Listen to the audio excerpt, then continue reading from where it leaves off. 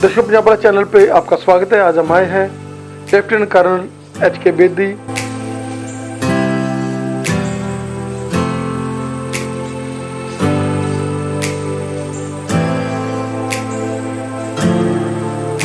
हम अपने कंट्रोल को लूज नहीं करना है, हमने बच्चे के बिहेवियर को पावरलेस बनाना है। कैसे कि हमने उस पर रिएक्ट नहीं करना है। हम कमरा छोड़ के जा सकते हैं, हम बाहर जा सकते हैं वॉकिंग के लिए, या हम कुछ भी काम कर सकते हैं, पर अपने आप को संयम में कंट्रोल रखना है कि मैंने इसके बिहेवियर को पावरलेस करना है। कितनी देर कोई दीवार पे चिल्ला सकता है।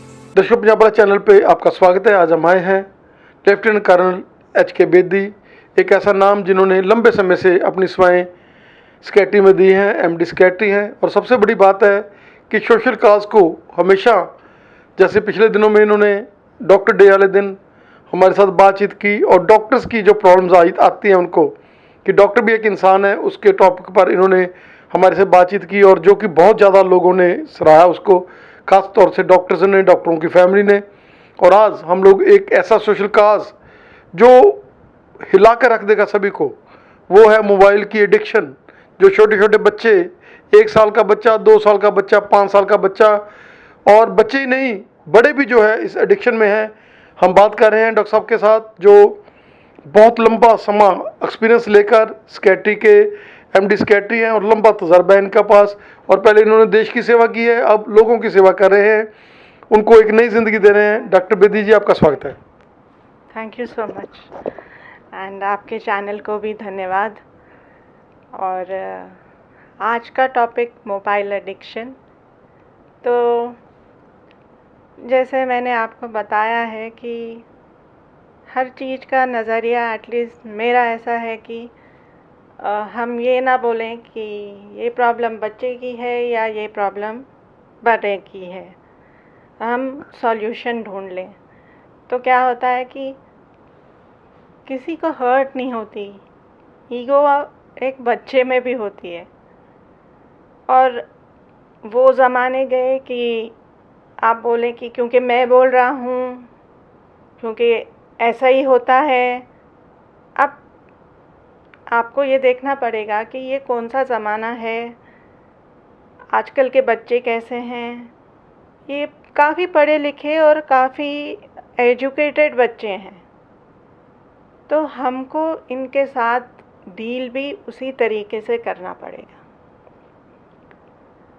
तो ये किसी के नुक्स नहीं है जो मैं निकाल रही हूँ, पर ये कुछ चीज़ें मैं आपको बताऊंगी जिसके ऊपर हम सबको गौर करना पड़ेगा अगर हमने इसका सॉल्यूशन निकालना है। तो अगर हाँ, हमने सिर्फ क्रेप करना है, चिड़चिड़ करनी है, वो दूसरी बात है, पर अगर सॉल्यूशन निकालना है तो हम, एक ज़माना था जब कहते थे it takes a whole village to raise a child. एक पूरा जो गांव है उसकी ज़रूरत होती है एक बच्चे को की पालन पोषण करके, परवरिश करके एक अच्छा नेक इंसान बनाना। आज ज़्यादातर घरों में 1 या 2 बच्चे हैं और दोनों माँ बाप काम कर रहे हैं। तो ऐसी स्थिति में जहाँ कहाँ वो गांव और कहाँ 2 माँ बाप, वो भी हम लोग जो बच्चे होते हैं उनको लगते हैं माँ बाप भगवान है, पर वास्तव में माँ बाप भी इंसान ही हैं। तो उनकी अपनी प्रॉब्लम्स होती हैं, बच्चों की अपनी प्रॉब्लम्स होती हैं। तो इन सब प्रॉब्लम्स को समझ के एक बीच का जो मीडियम सेंटर, हमेशा think of the best scenario, think of the worst scenario and think of the most reality. तो सबसे रियल सिनेरियो क्या है? तो बेस्ट तो होगा कि बच्चा मोबाइल टच ही ना करे, अपने आप आपका बच्चा ऐसा ही हो। वर्स्ट हो गया जो आपने बोला, एडिक्शन हो गई। तो ये दोनों चीज़ें, एडिक्शन तो हो ही गई हैं। अब बच्चा हाथ ही नहीं लगाएगा, ऐसा सिनेरियो है नहीं, पॉसिबल नहीं है। तो हमको बैलेंस में द रियल सिनेरियो जो लाना है, जो सबके लिए किसी के लिए ज़्यादा प्रॉब्लम क्रिएट ना करे। तो शुरू करते हैं। अगर आपने बोला कि 1 साल का बच्चे के हाथ में मोबाइल है, वो एडिक्ट है, तो फिर मैं पूछना चाहूँगी कि उसको मोबाइल दिया किसने हाथ में? मदर ने, फादर ने, मेड ने, किसी ने तो दिया। तो वहाँ से शुरू होता है क्वेश्चन कि ये जो चीज़ है हमें सोचनी है कि हमने एक बाउंड्री सेट करनी है। एटलीस्ट 12-13 साल से पहले तो आपके बच्चे के हाथ में मोबाइल आना नहीं चाहिए। अब कोविड के समय तो हमने को बाय फोर्स देना पड़ा था मोबाइल बच्चों के हाथ में, नहीं तो एजुकेशन कैसे होती। तो वहाँ से तो समस्या कुछ बड़ी भी है, बहुत ज़्यादा। जो चीज़ आपके हाथ में नहीं आनी थी अब आपके हाथ में आ गई है, तो अब वो बच्चा तो नहीं समझेगा कि कोविड चला गया तो मैं चीज़ वापस दूँ। वो तो उससे अट्रैक्टेड है, वो तो उससे अटैच्ड है, उसको उसमें काफ़ी लगाव हो गया है, उसको उसमें काफ़ी चीज़ें इंटरेस्टिंग मिल रही हैं, गेम्स खेल रहा है, वो गेमिंग डिसऑर्डर भी हो गया है इसमें। सिर्फ मोबाइल एडिक्शन नहीं, उसके आगे गेमिंग डिसऑर्डर, वो सिर्फ गेम ही खेलता रहता है बच्चा, उसे इतनी लत लग जाती है उन गेम्स की। तो सबसे पहले तो हमें जानना चाहिए कि एटलीस्ट हमें 12-13 साल से पहले तो बच्चे को मोबाइल हाथ में देना नहीं है। अब बच्चा क्या करेगा? अब सारे पेरेंट्स तो ये नहीं करेंगे शायद। अगर वो दूसरे के हाथ देखेगा, दूसरे बच्चे के हाथ में है मोबाइल, वो भी आके मांगेगा। अब जब बच्चा आपके साथ बहसबाजी करता है, चिड़चिड़ करता है, क्या करेगा? वो चिल्लाएगा, लेट जाएगा, गोल गोल घूमेगा, मतलब अपनी तरफ से मैक्सिमम ट्राई करेगा कि आप इरिटेट हों। और इरिटेट होने से मतलब इतना इरिटेट हों कि बोल ये ले। पर जब बच्चा हमारे साथ वो चिल्ला रहा है, वो बदतमीज़ी कर रहा है, अगर हम भी उसके साथ वही चीज़ करेंगे ना, तो हम जो अपनी कंट्रोल है ना उसको लूज़ करेंगे। हम अपने कंट्रोल को लूज़ नहीं करना है, हमने बच्चे के बिहेवियर को पावरलेस बनाना है। कैसे? कि हमने उस पर रिएक्ट नहीं करना है। हम कमरा छोड़ के जा सकते हैं, हम बाहर जा सकते हैं वॉकिंग के लिए, या हम कुछ भी काम कर सकते हैं, पर अपने आप को संयम में कंट्रोल रखना है कि मैंने इसके बिहेवियर को पावरलेस करना है। कितनी देर कोई दीवार पे चिल्ला सकता है? फिर जब वो बच्चा शांत होगा चुपचाप, तो थोड़ी देर के बाद उसके साथ जाके बातचीत करनी है। बातचीत आपको बच्चे के साथ आज उसकी उम्र का जो एज है, एज अप्रोप्रिएट बातचीत करनी है और समझाना है, और उसके हर क्वेश्चन का आंसर आपको आना पड़ेगा, क्योंकि वो पूछेगा क्यों क्यों क्यों नहीं। तो वो सारी चीज़ें आपको उनकी जानकारी होनी चाहिए। अब अगर आप बच्चे को बताएं कि ये एक बीमारी बन सकती है, और ये जैसे शराब की बीमारी है, एडिक्ट हो सकते हैं, तो आप इससे एडिक्ट हो सकते हैं, तो इतनी कम उम्र से आपको एडिक्शन हो जाए तो भविष्य क्या है आपका? क्योंकि आज के बच्चे अपने भविष्य को लेके, अपने कैरियर को लेके, they are very head strong minded. उन्हें पता है एग्जैक्टली मैंने क्या करना है। तो उन चीज़ों के ऊपर आप फोकस कीजिए जो बच्चा समझे, जिसमें बच्चे का भी इंटरेस्ट हो, और इंटरेस्ट तो होगा पर वो बच्चे को भाए। फिर उसे समझाइए कि जो ये आप गेमिंग जो आप कर रहे हैं, क्रिकेट जो आप खेल रहे हैं, इसके ऊपर तो ये क्रिकेट अगर आप फिज़िकली खेलें तो आपको बॉडी को भी जो है उसको भी एक्सरसाइज की ज़रूरत है। नहीं तो अभी चाइल्डहुड ओबेसिटीज़ और ये सब चीज़ें बहुत कॉमनली देखने को मिल रही हैं। तो वो बच्चा जो है उसको कितनी तकलीफ़ें होंगी ज़िंदगी में, और वो फिर नहीं कर पाएगा वो सब जो वो करना चाहता है। किस लिए? क्योंकि उसने थोड़ी देर ये मोबाइल नहीं छोड़ा, क्योंकि उस समय उसे समझ नहीं थी। और फिर वो समझाइए उसे कि बाद में तुम ही बोलोगे मुझे कि मुझे तो समझ नहीं थी, तुम तो समझा देते। तो इस तरीके से बच्चे से बातचीत करनी है कि बच्चे को भी लॉजिकल लगे ये। उसको समझाना है कि इसमें से रेडिएशन निकल रही हैं, तरंगें निकलनी हैं। ऐसे एज अप्रोप्रिएट आपने बोलना है, जो आपको डिप्रेशन कॉज करती हैं, जो एंजाइटी कॉज करती हैं, और जो आजकल बच्चों में बहुत देखी जा रही हैं। हो सकता है तो आप डाटा लेके बैठिए, उसको सारी इन्फॉर्मेशन उसको दे दीजिए डाउनलोड करके, वो उसको बोल दीजिए पढ़ ले। ये मैं नहीं बोल रहा हूँ, ये सारा कुछ एविडेंस के साथ बोलिए। और जब एक पेरेंट या घर का कोई भी सदस्य कुछ समझा रहा हो और अगर दूसरे उससे नहीं तालमेल खाते, तो उस समय कोई ना बोले, बाद में बातचीत कर सकते हैं वो एडल्ट्स। तो बच्चे बहुत चालाक होते हैं, उन्हें पता होता है कि अच्छा इसको मेरी तरफ सॉफ्ट कॉर्नर है, तो चलो मैं इसे अपने साइड ले लेता हूँ। जैसे दादा दादी है हाँ, फैमिली में, दादा दादी हो गए ना, हाँ, उनको थोड़ा सॉफ्ट कॉर्नर रहता है, सॉफ्ट कॉर्नर रहता है, और शायद उनको नहीं पता होगा कि ये कितना डैमेजिंग हो सकता है।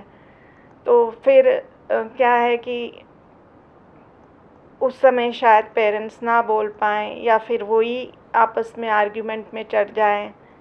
ये सारी चीज़ें भी होती हैं। एक सेट टाइम होना चाहिए हर दिन के लिए। इतने टाइम से ज़्यादा मोबाइल यूज़ नहीं है। फिर बच्चे को साइबर बुलिंग है आजकल, सब बच्चों को एक्चुअली उसके बारे बताना चाहिए। कितने बच्चे फंस रहे हैं इसमें, किससे बात कर रहे हैं, वो बच्चा बन के बात कर रहा है, वास्तव में कौन है वो। इतने बच्चे फंस रहे हैं, इतने मतलब कितनों को सुसाइड करनी पड़ रही है। बताइए अपने बच्चों को, क्योंकि छुपाने से साइबर बुलिंग नहीं होगी, ऐसा नहीं होने वाला। तो ये सारी चीज़ें जब बच्चा जानेगा तो कुछ तो उसको भी समझ आएगा कि मेरे पेरेंट्स जो सिर्फ नहीं, मैंने बोल दिया नहीं तो नहीं, ऐसे कोई बच्चा आज मानने वाला नहीं। आप उसको पॉइंट्स बताइए। अब एक्चुअल में क्या होता है कि जब बच्चा हमारे पास कोई प्रॉब्लम के साथ आता है, तो एक्चुअलिटी में क्या होता है कि घर में कोई इशू है जो सॉल्व नहीं हुआ, और बच्चा उसके बिहेवियरल प्रॉब्लम्स दिखा रहा है, और वो प्रॉब्लम को छोड़ के पेरेंट्स बच्चे को ला रहे हैं। तो ये चीज़ भी बहुत इम्पॉर्टेंट है आपको जानने के लिए कि ऐसा तो नहीं है कि कुछ इश्यूज़ हैं आप दोनों के बीच या परिवार में जो उस बच्चे को इफ़ेक्ट कर रहे हैं, और बच्चा मतलब डर से या बोरियत से या अपने आप को किसी से मतलब अलग सबसे रखने से, उस माहौल से, इस चीज़ के अंदर वो यूज़ कर रहा है।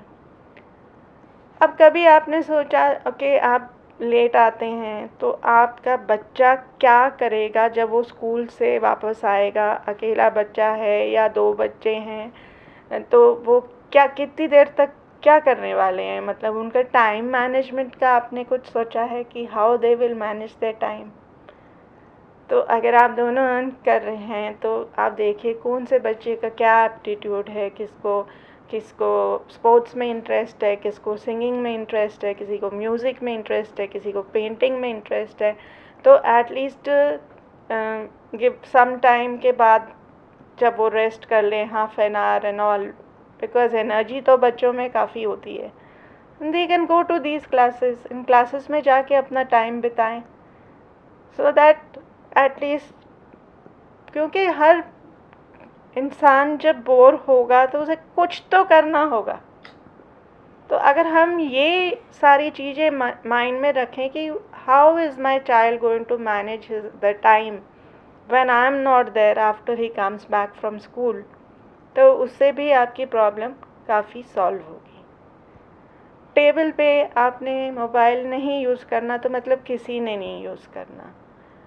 आपको कितना भी काम हो, पर घर आने के बाद आपको बच्चे की बात सुननी है, अपना मोबाइल दूर रख के। अगर आप आने के बाद आप भी मोबाइल के साथ बैठे हुए हैं, तो आप क्या एक्सपेक्ट करते हो? इनफैक्ट हो सकता है वो बच्चा आपसे बात करना चाहता हो पहले, पर वो आप भी अपने मोबाइल में है तो वो भी अपने मोबाइल में लगे रहेगा।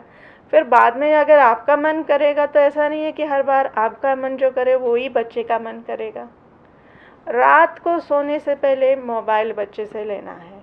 इनफैक्ट आप भी अपना मोबाइल दूसरे कमरे में रख के ही सोइए तो अच्छा है, क्योंकि नींद की इतनी अड़चनें आ रही हैं इस मोबाइल एडिक्शन से। आप चैट कर रहे हो सकता है आप अपना काम कर रहे हो, जो भी है, बट शरीर को रेस्ट चाहिए। तो एटलीस्ट चिल्ड्रन के हाथ में, बच्चों के हाथ में तो रात को नहीं होना चाहिए मोबाइल। जैसा क्या कहना चाहेंगे कि जैसे बच्चे जो एडिक्शन में पढ़ते हैं वो वही बच्चे पढ़ते हैं जो अकेलापन महसूस करते हैं, जो पहले उनको लगता होता है कि हमें ये चीज़ मिल जाएगी लेकिन मिलती नहीं है, वो ढूंढते हैं बाहर से, क्योंकि उनको एक प्रेशर रहता है, अपने अपने ऊपर ही प्रेशर रहता है कि लोग क्या कहेंगे, दुनिया क्या कहेगी। क्या कहना चाहेंगे कि आपकी काउंसलिंग जो है, जैसे आप हज़ारों की गिनती में लोगों को नई ज़िंदगी दे चुके हैं, आप साथ में पेरेंट्स की भी काउंसलिंग करते हैं, जो भी नशे वाले आते हैं, जो भी एडिक्ट भी आ जाते हैं, जिनको स्कैटी वाले आते हैं, पेशेंट्स डिप्रेशन वाले आते हैं, तो आप काज देखते हो, आप उनके दिल को पहले फरोलते हो, उनसे हर चीज़ निकलाते हो। जब वो फ्री हो जाता है, उसका मन थोड़ा हौला होता है, फिर उसके बाद आप देखते हैं कि क्या काज क्या था इसका, तो फिर वो आप उसके ऊपर भी ध्यान देते हैं। हाँ, ये तो मेन चीज़ है। एक्चुअली बातचीत करने का जो कारण यही होता है शायद, क्योंकि मैंने आपको पिछली बार भी बताया था कि साइकेट्रिक ब्रांच बहुत अलग ब्रांच है दूसरे जो हम अंडर ग्रेजुएट में सीखते हैं। तो ऑब्वियसली गप्पे नहीं मार रहे हैं।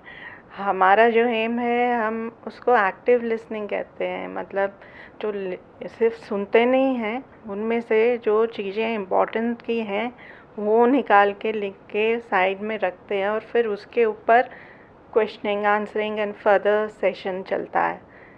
तो जहाँ भी mainly behavioural issues in children देखे गए हैं, ये जैसे कहते हैं ना, कुछ चीज़ें स्टैम्प करके रखनी चाहिए, वहाँ ज़्यादातर पक्का घर में कोई प्रॉब्लम है जो या तो नहीं पता है, या पता भी है तो आपको नहीं बताई जा रही है, तो आपको ढूंढ के उसको भी सॉल्व करनी पड़ेगी।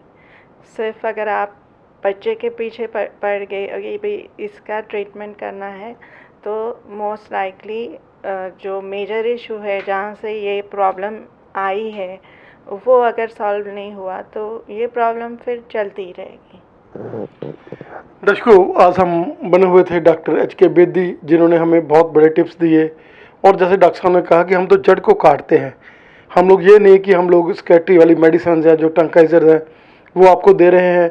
डॉक्टर HK बेदी, जिनका लंबा एक्सपीरियंस है, और हमने देखा कि एक एक घंटा पेशेंट के साथ इनकी काउंसलिंग होती है, एक एक घंटा पेशेंट के साथ ये डिवोट करते हैं, और पूरी तरह से पेशेंट को उसके अंदर गहराई में जाकर उनको जैसी जैसी प्रॉब्लम्स हैं उसको सॉल्व करते हैं।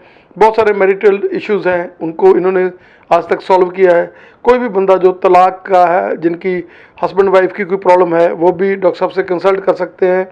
दोनों अलग अलग भी मिल सकते हैं, क्योंकि सोचते वो भी हैं कि हम लोग इकट्ठे हो जाएं, लेकिन वो इश्यूज़, वो माइंड सेटअप, वो आप एक साइकियाट्रिस्ट के साथ डिस्कस कर सकते हैं। डॉक्टर बेदी, आपने फिर से हमें अपना कीमती समय दिया, और हम चाहेंगे इस चैनल के माध्यम से आप हमारे इसी तरह दर्शकों को अवेयर करते रहें।